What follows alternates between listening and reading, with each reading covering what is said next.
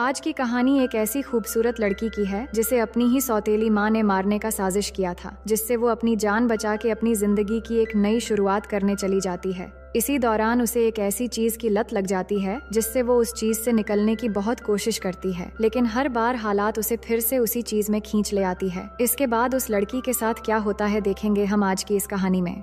Hello दोस्तों, मेरा नाम है इशिता और कहानी की शुरुआत क्लेयर नाम की एक प्यारी सी लड़की से होती है जो सुबह सुबह जॉगिंग करती हुई नजर आती है। जॉगिंग खत्म करके वो नहाने चली जाती है। क्लेयर बहुत ही खूबसूरत और सिंपल सी लड़की है। अब नहाने के बाद वो होटल जाकर अपनी सौतेली माँ मिस मॉड से मिलती है। दरअसल ये होटल क्लेयर के डैड का था जिनकी मौत हो चुकी है और सालों पहले उसकी माँ भी एक कार एक्सीडेंट में मारी गई थी। अब मिस मॉड इस होटल की जिम्मेदारियां उठाती हैं और क्लेयर उनकी हर तरह से मदद करती है और उनकी हर बात मानती है। मिस मॉड उसे प्यार से देखती हैं और कहती हैं, तुम मेरी अपनी बेटी जैसी हो, बहुत ही यंग और ब्यूटीफुल। अपनी जिंदगी को खुलकर जियो और इसे पूरी तरह एंजॉय करो। इसके बाद हम क्लेयर को काम करते हुए देखते हैं। तभी वहाँ बर्नार्ड नाम का एक आदमी आता है जो असल में मिस मॉड का बॉयफ्रेंड है। वो क्लेयर की हालचाल पूछता है और कहता है, मुझे तुमसे कुछ बात करनी है। वहीं ऊपर से मॉड ये सब देख रही होती है। अब यहाँ इस सीन को याद रखते हुए कहानी में बने रहना, क्योंकि स्टोरी का मेन फैक्ट आपको यही से समझ आएगा। अब सीन यहाँ शिफ्ट होता है जहाँ रात के समय काम खत्म करके क्लेयर अपने घर पहुँचती है और नहाकर फ्रेश होने के बाद सो जाती है।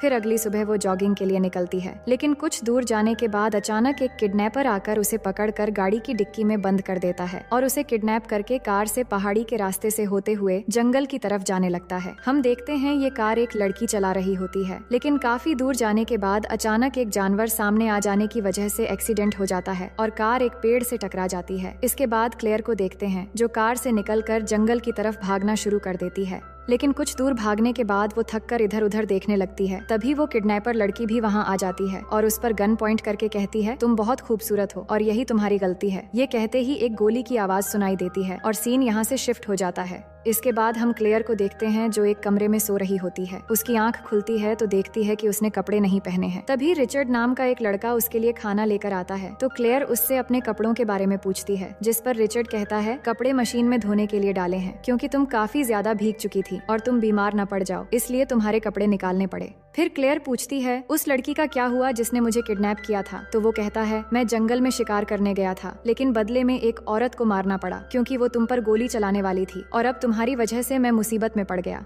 फिर वो क्लेयर से पूछता है, किस लिए वो औरत तुम्हें मारने वाली थी? तो वो कहती है, मैं नहीं जानती कि वो औरत कौन थी और क्यों मुझे किडनैप किया, इसलिए मैं अब पुलिस के पास जाऊंगी। पर रिचर्ड कहता है, पुलिस कुछ नहीं करेगी। फिर क्लेयर को पहनने के लिए एक शर्ट देकर रिचर्ड वहाँ से चला जाता है। इसके बाद क्लेयर नीचे जाती है और वहाँ के फोन से अपनी सौतेली माँ को कॉल करने की कोशिश करती है। तभी वहाँ विंसेंट नाम का एक आदमी आकर अपना इनहेलर ढूंढने लगता है और कहता है, मैं इनहेलर के बिना नहीं रह सकता, मुझे अस्थमा है। फिर वो क्लेयर से पूछता है, तुम कौन हो और यहाँ क्या कर रही हो?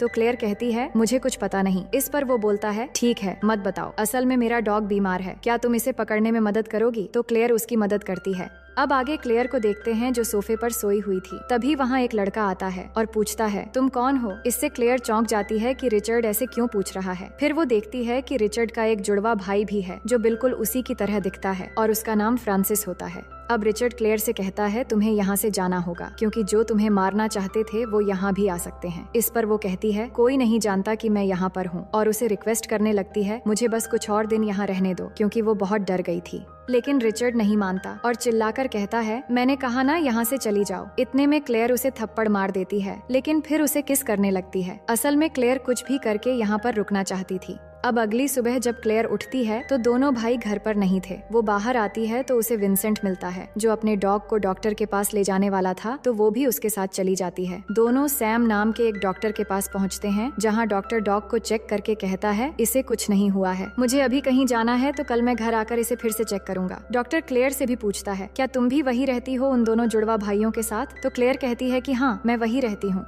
इसके बाद दोनों घर वापस आने लगते हैं तो विंसेंट उसे ड्रिंक के लिए पूछता है, जिस पर क्लेयर मान जाती है। लेकिन पहले वो रास्ते में एक बुक स्टोर पर जाते हैं जहां उन्हें बुक स्टोर ओनर चार्ल्स और एक चर्च के फादर गिलबॉड मिलते हैं। चार्ल्स यहाँ क्लेयर की खूबसूरती की तारीफ करने लगता है और उन्हें किताबें दिखाता है। फिर बुक खरीदने के बाद क्लेयर और विंसेंट ड्रिंक्स करने जाते हैं और एक दूसरे के बारे में बातें करने लगते हैं। क्लेयर कहती है, बचपन से मुझे वायलिन बजाने का बहुत शौक था, लेकिन मेरी मॉम के एक्सीडेंट के बाद मैंने सब छोड़ दिया और मेरी जिंदगी थम सी गई थी। लेकिन अब मैं अपनी पुरानी यादें भुलाकर एक नई जिंदगी जीना चाहती हूँ। इसके बाद दोनों घर आते हैं, जहाँ विंसेंट उसे एक वायलिन गिफ्ट करता है। इतने में रिचर्ड वहाँ आता है और क्लेयर पर गुस्सा करते हुए कहता है, तुम्हें बाहर जाने की क्या जरूरत थी, अब सबको पता चल गया है कि तुम यहाँ हो। इस बात से क्लेयर को काफी बुरा लगता है और वो अपने कमरे में चली जाती है। वो समझ नहीं पा रही थी कि अब वो कहाँ जाएगी। तभी वो देखती है रिचर्ड बाहर लकड़ियाँ काट रहा होता है, तो वो भी वहाँ जाती है और उससे कहती है, तुम चाहते हो ना कि मैं यहाँ से चली जाऊँ। कुछ देर सोचने के बाद रिचर्ड उसे किस करने लगता है, जिससे दोनों बेकाबू होने लगते हैं और वहीं पर तूफान और भूकंप के मजे लेने लगते हैं। अगले दिन डॉक्टर सैम आता है और विंसेंट के डॉग को फिर से चेक करता है। इसके बाद सैम क्लेयर से बातें करने लगता है और उसके बारे में पूछता है कि वो कहाँ से है और बातों बातों में उससे फ्लर्ट भी करने लगता है। फिर वो चला जाता है। अब रात में क्लेयर को देखते हैं कि उसे नींद नहीं आ रही थी, तो वो जाकर रिचर्ड के पास बैठ जाती है, जहां वो टीवी देख रहा था। क्लेयर पिछली बार की तूफान से बहुत खुश थी, इसलिए वो एक बार फिर से रिचर्ड को अपनी तरफ अट्रैक्ट करने लगती है और एक बार फिर से यहाँ पर तूफान और भूकंप आता है। लेकिन इसके बाद क्लेयर को पता चलता है कि ये रिचर्ड नहीं बल्कि उसका भाई फ्रांसिस है। तो वो पूछती है, तुमने मुझे पहले क्यों नहीं बताया कि तुम फ्रांसिस हो? जिस पर वो कहता है, मैं खुद को रोक नहीं पाया और कुछ ही पलों में ये सब हो गया, इसलिए प्लीज ये सब भैया को मत बताना। अब अगली सुबह क्लेयर जॉगिंग के लिए गई होती है, तभी वहाँ बाइक लेकर एक आदमी आता है। ये असल में वही चर्च के फादर होते हैं जो क्लेयर को बुक स्टोर में मिले थे। फादर कहते हैं, क्या तुम मेरे साथ चर्च में जाना चाहोगी? तुम्हें बहुत अच्छा लगेगा। तो वो मान जाती है और उनके साथ चली जाती है। वहाँ जाने के बाद फादर उससे बातें करते हैं और कहते हैं, क्या तुम कुछ कहना चाहती हो? क्योंकि प्रीस्ट के सामने कन्फेस करने से दिल हल्का हो जाता है और हर कन्फेशन यहाँ राज रहती है।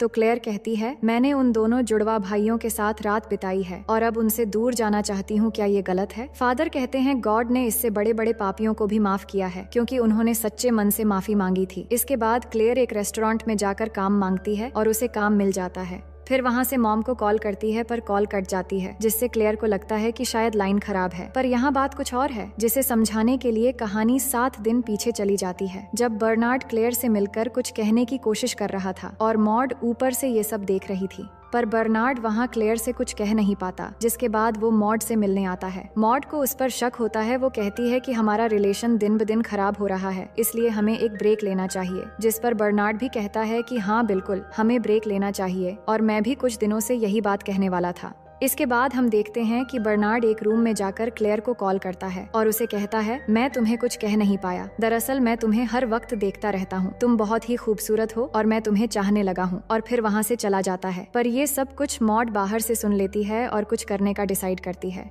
इसके बाद वो एक पार्लर में जाती है, जहाँ म्यूरियल नाम की एक पार्लर गर्ल से मिलती है, जिसे पैसे देकर क्लेयर को मारने का कॉन्ट्रैक्ट देती है। और फिर इसी लड़की ने क्लेयर को किडनैप करके मारने की कोशिश की थी, लेकिन उल्टा वो खुद ही मारी गई। अब कहानी प्रेजेंट में आती है, जब मॉड अपने बॉयफ्रेंड बर्नार्ड के साथ बैठी हुई थी और वो क्लेयर के बारे में बातें कर रहे थे कि वो कुछ दिनों से होटल नहीं आ रही है, शायद वो बीमार है। और इसी बीच क्लेयर ने उसे कॉल किया था, पर उसने बात न करके कॉल काट दिया। असल में क्लेयर की खूबसूरती की वजह से मॉड का रिलेशनशिप खराब हो रहा था, इसलिए उसने क्लेयर को मरवा देने का फैसला किया था। वहीं अब क्लेयर रेस्टोरेंट में काम करना शुरू कर चुकी थी और वहाँ काफी लोगों से उसकी जान पहचान भी बढ़ गई थी। अब रेस्टोरेंट में वही बुक स्टोर ओनर चार्ल्स अपने बेटे क्लीमेंट के साथ होता है और क्लेयर से कहता है, ये मेरा बेटा है जो कराटे सिखाता है और ये बहुत ही अच्छा लड़का है। अब यहाँ पर डॉक्टर सैम भी होता है, तो क्लेयर उससे बातें करने लगती है। सैम कहता है कि मैंने एक सपना देखा जिसमें हम दोनों एक साथ थे। दरअसल सैम उसे मन ही मन पसंद करने लगा था और उसे इम्प्रेस करने की कोशिश कर रहा था। इसके बाद सैम उसे क्लब में जाने के लिए इन्वाइट करता है, तो क्लेयर भी जाने के लिए मान जाती है। अब आगे हम दोनों को क्लब में डांस करते हुए देखते हैं, जिस दौरान एक आदमी आकर क्लेयर से बदतमीजी से बात करते हुए साथ चलने को कहता है, पर सैम गुस्से में उसे धक्का देकर दूर रहने के लिए कहता है। इससे वो आदमी गुस्सा होकर सैम को मारने वाला होता है। इतने में वहाँ क्लीमेंट आकर एक लात मारकर उस आदमी को नीचे गिरा देता है और फिर वहाँ से चला जाता है। इसके बाद सैम क्लेयर को कार से घर ड्रॉप करने जा रहा था। अब रास्ते में क्लेयर सैम की तारीफ करने लगती है, क्योंकि सैम ने उसके लिए एक आदमी से झगड़ा किया था। इसलिए वो उसे कहती है कि तुम एक बहुत अच्छा इंसान हो, जो सुनते ही सैम जंगल के बीच एक जगह गाड़ी रोक देता है। अब यहाँ पर क्लेयर सैम को अपनी तरफ एक बार फिर से अट्रैक्ट करने लगती है। अब दिन ब दिन क्लेयर तूफान की तरफ कुछ ज्यादा ही अट्रैक्ट होती जा रही थी। फिर क्या होना था, सैम खुद को रोक नहीं पाता और दोनों वहीं पे कार के अंदर तूफान और भूकंप के मजे लेने लगते हैं। उनकी आवाज सुनकर वहाँ पर बहुत सारे जंगली जानवर आकर उन्हें देखने लगते हैं। अब अगले दिन मॉड को देखते हैं, जो उसी रेस्टोरेंट के सामने पहुंच जाती है जहां क्लेयर काम करती है, क्योंकि उस कॉल के बाद उसे पता चल चुका था कि क्लेयर अभी भी जिंदा है। इसके बाद वो जाकर बुक स्टोर ओनर चार्ल्स से मिलती है और उससे पूछती है, क्या यहाँ पर कोई जगह है जहाँ मैं रुक सकती हूँ? तो चार्ल्स उसे चर्च का पता बताता है कि वहाँ बहुत सारे कमरे खाली हैं, आप वहाँ रुक सकती हैं। इसके बाद मॉड चर्च जाती है और फादर से मिलती है। वो उन्हें बताती है कि उसकी स्टेप डॉटर खो गई है और वो यहाँ पर उसे ढूंढने आई है। तो फादर के पूछने पर वो अपनी डॉटर का नाम क्लेयर बताती है, जिस पर फादर कहते हैं, शायद मैं उसे जानता हूँ, आप चाहो तो उसे ढूंढने में आपकी मदद कर सकता हूँ। अब अगले दिन सुबह हम क्लेयर को जॉगिंग करते हुए देखते हैं। तभी वहाँ चार्ल्स का बेटा क्लेमेंट भी जॉगिंग करते हुए आता है। कुछ दूर साथ चलने के बाद क्लेमेंट अचानक दौड़ते हुए आकर क्लेयर को किस करने लगता है और गिर जाता है, फिर वहाँ से भाग भी जाता है। अब आगे क्लेयर चर्च जाकर फादर से मिलती है और उन्हें बताती है, मैं एक और शख्स के साथ इंटीमेट हुई हूँ, क्या मैं पापी हूँ? तो फादर कहते हैं कि हाँ, ये पाप तो है, पर लोग इससे भी बुरा काम करके घूमते हैं, पर तुम सबसे अलग हो और तुम्हें सही गलत सोचकर अपनी जिंदगी अच्छे से जीना चाहिए। इसके बाद फादर उसे मॉड से मिलवाते हैं, जिससे क्लेयर बहुत खुश होती है, पर वो अभी भी नहीं जानती थी कि उसकी सौतेली माँ ही उसे मरवाना चाहती थी। वो मॉड से पूछती है, आपने मुझे कैसे ढूंढा? तो वो कहती है, तुम्हारा फोन कट गया था, जिसके बाद मैं तुम्हारा नंबर ट्रेस करके यहाँ पर चली आई। इसके बाद मॉड कहती है, बहुत ढूंढने के बाद तुम मिल गई हो, अब वापस अपने घर चलो। पर क्लेयर नहीं मानती और कहती है, मैं यहाँ आकर जीना सीख गई हूँ, अब यहीं रहना चाहती हूँ। तो मॉड कहती है, ठीक है, मैं यहाँ कुछ दिन और रहूंगी और रविवार को हम पिकनिक पर जाएंगे और इसी बीच शायद तुम्हारा मन भी बदल जाएगा। अब आगे जब क्लेयर रेस्टोरेंट में होती है तो वहाँ चार्ल्स आता है और कहता है, मेरा तुमसे बात करना मेरे बेटे को गलत लगता है और वो मुझे जज करने लगा है। अब तुम ही बताओ, क्या मैंने कभी तुम्हारे साथ कोई बदतमीजी की है? तो क्लेयर कहती है, नहीं, वो गलत समझ रहा है, पर आप चिंता मत करो, मैं उससे मिलकर समझा दूंगी। इसके बाद क्लेयर जाकर क्लीमेंट से मिलती है। दरअसल क्लीमेंट एक शाई टाइप का लड़का होता है और यहाँ क्लेयर उसे समझाती है और एक किस करके वहाँ से चली जाती है। वहीं मॉड को देखते हैं, जो एक एप्पल में पॉइजन इंजेक्ट करती है। फिर अगले दिन रविवार को क्लेयर को लेकर एक झरने के पास पिकनिक के लिए जाती है। यहाँ पर इनके अलावा कोई नहीं होता, दोनों बातें करते हैं और इसी बीच मॉड वही पॉइजन वाला एप्पल क्लेयर को देती है। लेकिन जब क्लेयर एप्पल खाने वाली होती है तभी वहाँ क्लेमेंट आ जाता है और बहाना करता है कि वो यहाँ फिशिंग करने आया था। तो क्लेयर उसे भी शामिल होने के लिए कहती है और उसे खाने के लिए वो एप्पल देती है, पर मॉड उसे रोक लेती है और कहती है, मुझे अच्छा नहीं लगता कोई आकर किसी का पिकनिक खराब करे। असल में क्लेयर को मारने का प्लान खराब हो रहा था। ये सुनकर क्लीमेंट वहाँ से चला जाता है, जिससे क्लेयर मॉड पर नाराज हो जाती है और पॉइजन वाला एप्पल रखकर वो भी यहाँ से चली जाती है।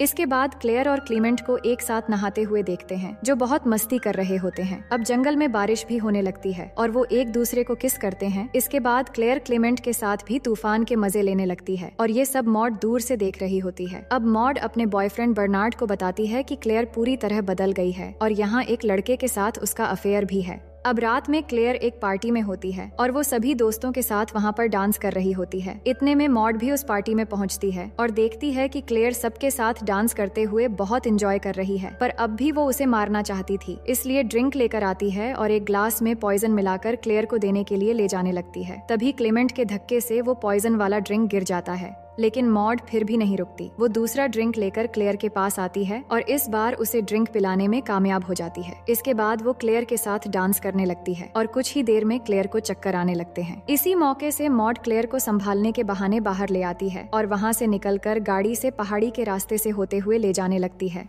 काफी दूर जाने के बाद मॉड क्लेयर से कहती है, तुमने मेरे इकलौते चाहने वाले को छीन लिया, इसकी सजा तुम्हें जरूर मिलेगी। ये कहकर मॉड चलती हुई कार का दरवाजा खोलकर क्लेयर को पहाड़ी के नीचे गिरा देती है। फिर वो कार रोककर देखती है कि क्लेयर मरी है या नहीं, और यहाँ हम भी क्लेयर को पहाड़ी के नीचे पड़े हुए देखते हैं। इसके बाद मॉड एक चर्च में जाती है और प्रेयर करने के लिए कैंडल जलाने लगती है। तभी उसके कपड़ों में आग लग जाती है, जिससे जलकर वहीं पर उसकी मौत हो जाती है। अब कहानी के आखिर में क्लेयर को हॉस्पिटल में दिखाया जाता है। वो होश में आती है और फादर के साथ उसकी सभी दोस्तों को अपने सामने देखती है। दरअसल उन्होंने क्लेयर को वहाँ से बचा लिया था। क्लेयर सबको देखकर एक प्यारी सी मुस्कान देती है और इसी के साथ कहानी यहीं पर खत्म हो जाती है। तो दोस्तों, मैं उम्मीद करती हूँ कि ये कहानी आपको बेहद पसंद आएगी, और अगर आप हमारे चैनल में पहली बार आए हैं तो वीडियो को लाइक करके चैनल को सब्सक्राइब कर लीजिए।